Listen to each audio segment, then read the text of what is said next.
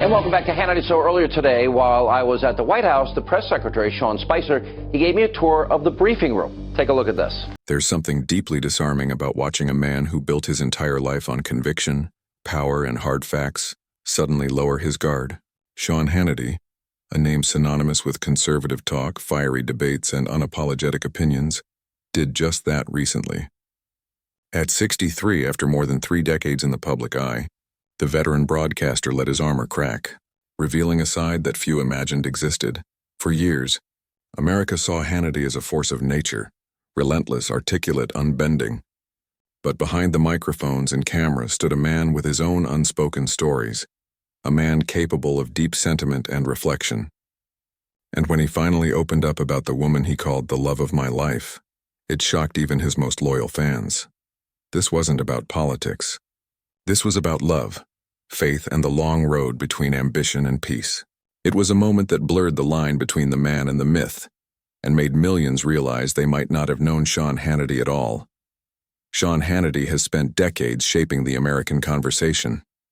As one of the most recognized faces in conservative media, his opinions have reached millions nightly, stirring debate and often controversy.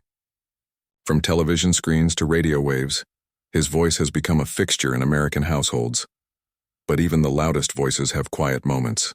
Beneath the broadcast bravado lies a man whose journey didn't begin in studios or newsrooms. It started in modest surroundings, far removed from political limelight. Born in 1961, Sean Patrick Hannity's life has been a reflection of grit, discipline, and faith. He didn't inherit fame. He built it brick by brick, microphone by microphone.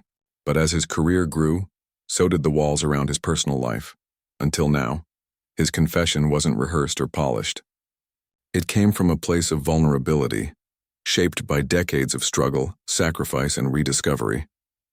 For perhaps the first time, Hannity's story wasn't about ideology. It was about identity. Sean Patrick Hannity was born in Queens, New York, into a close-knit Irish-American family. The youngest of 4 children, he grew up surrounded by the sounds of laughter, faith, and hard work.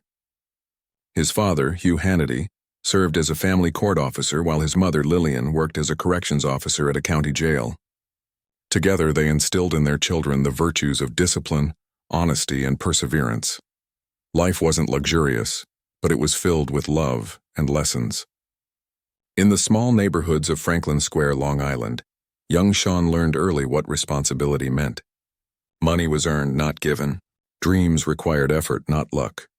Those who knew him then remember a boy with endless energy and stubborn determination, traits that would define him later. When others quit, Sean pushed harder. When told no, he worked longer. In the rhythm of his father's early mornings and his mother's late shifts, he saw what real resilience looked like. It wasn't fame that shaped him. It was the hum of ordinary life and the quiet dignity of work. Even as a child, Sean Hannity stood out for his determination. Teachers described him as sharp, outspoken, and endlessly curious. He wasn't always the top student, but he was the one who asked questions others avoided. He challenged ideas, debated for fun, and hated being told something couldn't be done. He spent his summers working odd jobs, mowing lawns, cleaning dishes, painting fences. It wasn't just about money. It was about earning his place in the world. Each small job taught him something about people, about patience, honesty, and effort. That mix of rebellion and work ethic made him a paradox. He could argue passionately, yet he was deeply loyal to those he loved. While many saw just a confident young man, inside was someone shaped by humility and a hunger for more.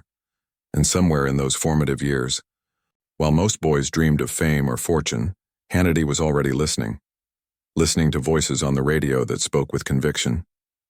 Voices that sparked conversations, voices that moved people, voices he would one day join. It started late at night. A teenage Sean would sit by the radio, tuning through static until he found talk shows that made his imagination ignite. He wasn't just listening, he was learning. The way a host could shape emotion, challenge authority, and still connect with ordinary people fascinated him. Talk radio at that time was America's living room, and Hannity was hooked. He began to dream, not of Hollywood or politics, but of being one of those voices that could reach across states and stir ideas. But dreams don't come easy. His path would take him through years of labor and loss before he'd ever touch a microphone. Still, that spark never faded. In the quiet hours, surrounded by nothing but static and possibility, Sean Hannity found his calling. He didn't know when or how it would happen, only that it would.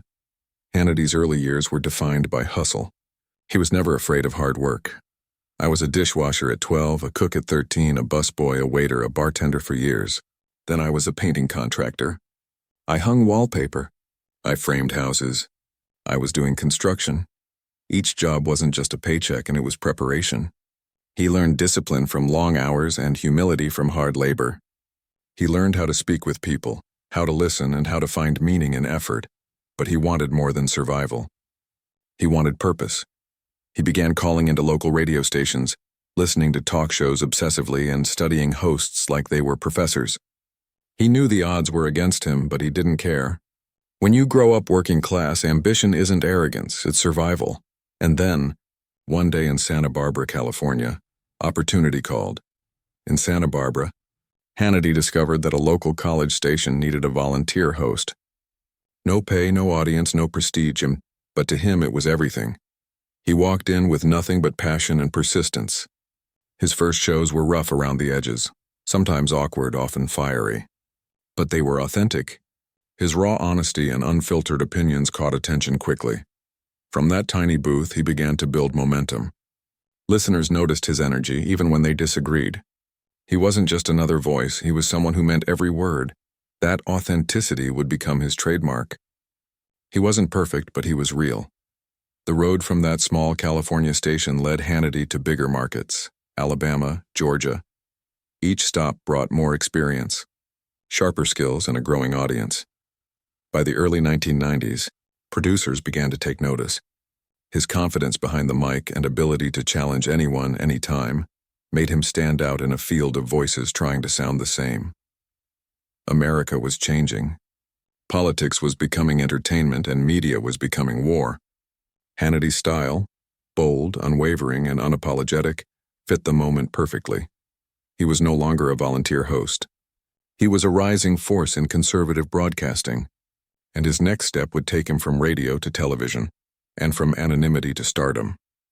In 1996, Fox News, then a new network trying to redefine political media, came calling. They paired Hannity with liberal commentator Alan Colmes for a new program, Hannity and Colmes. The show became an instant hit. Viewers were drawn to its nightly clashes of ideology, a verbal battleground where ideas met fire. Hannity thrived.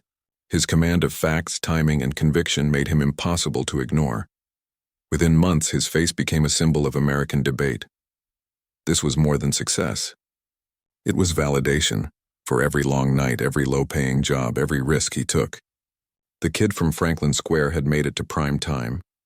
Over the years, the Sean Hannity Show became one of the most listened-to radio programs in America. His TV presence expanded, his influence grew, and his name became synonymous with conservative thought. He interviewed presidents, challenged politicians, and shaped discussions that rippled through the nation. Whether loved or criticized, he remained unshakably himself, confident, passionate, and fearless. But fame has its cost. Public life demands armor, and Hannity wore his tightly. Off-camera, he was quieter, more introspective, and deeply private. The man who challenged America nightly was in many ways just trying to understand it himself. Those close to Hannity describe him as loyal, soft-spoken, and deeply faithful. Away from the lights, he preferred simple things: home-cooked meals, quiet drives, family memories. His colleagues often noted how different he seemed once the cameras stopped rolling. Gone was the fiery commentator. In his place was a thoughtful man who valued loyalty and peace. He never chased celebrity. He chased meaning. And as years passed, he found himself reflecting more on what mattered. Not the ratings or arguments, but faith, family, and love. Hannity often speaks of his parents with reverence. Their discipline, their love, their faith, those were his compass points. He missed those Sunday dinners, the voices of family, the rhythm of a simpler life. For a man who spent decades in chaos, he often longed for quiet. He once said that success means nothing without peace of mind. And peace for Hannity came from remembering where he came from. That reflection wasn't nostalgia. It was gratitude. The boy from Queens had become a national voice, but he never forgot the lessons of humility and grace. And then came his confession, one that caught even his longtime viewers by surprise. In a rare emotional moment, Sean Hannity spoke about love, about the woman he calls the love of my life. His voice softened as he spoke, stripped of politics and performance. It wasn't about fame or headlines. It was about faith, connection, and what truly endures. The world saw a man who had built an empire on conviction finally showing vulnerability, a reminder that even the strongest voices have quiet hearts. As his story comes full circle, Hannity often credits everything he has, his success, his voice, his endurance, to one thing: faith. "I really am a believer that of myself I could do nothing," he once said. Every single thing we have in this world is a gift from God. That belief grounds him. After decades of headlines and controversies, what remains isn't just a career, it's a man who still believes in purpose. For Sean Hannity, it's no longer just about the fight on air. It's about the peace within. After his heartfelt confession, Sean Hannity's audience saw him differently. For years he had been the voice of certainty, the man who always had an answer, always stood firm, always seemed unbreakable. But now there was a softness beneath the steel. He didn't hide from it. In interviews that followed, he spoke openly about the balance between public duty and private peace. How easy it was to lose yourself in the noise of media, and how faith was the only way back to clarity. It wasn't a publicity stunt. It was evolution. In many ways, the confession marked the beginning of a new chapter, one less about proving a point and more about understanding the cost of passion. Because when you spend a lifetime fighting for your beliefs, sometimes the hardest battle is learning when to be still. For Hannity, that stillness came late, but when it did, it brought wisdom, the kind only earned through years of conviction, criticism, and grace. The world Hannity helped build had changed. Talk radio wasn't what it used to be. The internet had fractured attention, social media had amplified outrage, and truth itself had become a battlefield. Yet Hannity remained. Through decades of shifting trends, he never bent his principles to chase popularity. He believed that honesty, even when unpopular, was the last defense of integrity. You could disagree with him, but you couldn't ignore him. While others reshaped themselves to fit new platforms, Hannity doubled down on consistency. His message stayed rooted in tradition, family, freedom, and faith. Critics called him stubborn. Fans called him steadfast. Hannity called it conviction. He often said, "If you're not standing for something, you'll fall for anything." That line became not just a motto, but a mirror, reflecting the kind of man he always wanted to be. Behind the headlines and microphones, life moved quietly. Hannity's personal world had its share of changes, moments of love, heartbreak, and renewal. He spoke less about politics in private and more about gratitude. The love he once confessed wasn't just a memory. It was a reminder that even in a world full of division, connection still matters most. He often described love as both a gift and a challenge, something that humbles you, tests you, and reminds you that even the strongest among us need understanding. There were nights when he'd turn off the lights in his studio, sit in the silence and think not about ratings or interviews, but about legacy. Not what he'd built, but what he'd leave behind. To him, love wasn't weakness. It was truth. And truth, after all, was what he'd spent a lifetime chasing. If there's one constant in Hannity's story, it's faith. Through every storm, every controversy, every headline, he has leaned on the belief that life's purpose comes from something greater than ourselves. He's spoken about prayer not as ritual, but as conversation, a way to stay grounded in a world that rewards noise. His faith, he says, is what keeps him humble in success and strong in struggle. When critics accused him of bias, he'd often respond not with anger, but perspective. We all have something we believe in. Mine just happens to be God. For a man who built his career on debate, faith was his quiet space, the one part of his life that didn't require defense. In that silence, he found peace. Not the kind that comes from applause, but the kind that comes from surrender. Few people understand what it means to be heard by millions every day. With that reach comes power and pressure, Hannity often said that influence can be a blessing or a curse depending on how it's used. He's carried that weight for decades. Every statement, every broadcast, every opinion echoed across the country. Some cheered, others condemned, but all listened.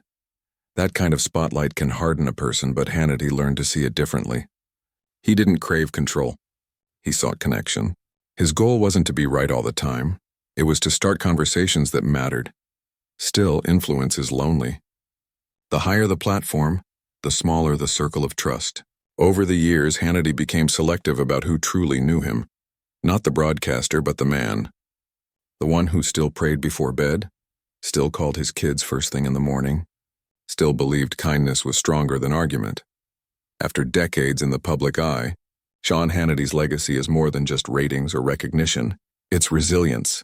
He didn't inherit success. He earned it, often the hard way. From a dishwasher in Long Island to one of America's most influential voices, his story is proof that conviction and consistency can still matter in a world that changes overnight. But when asked what he's proudest of, he rarely mentions fame.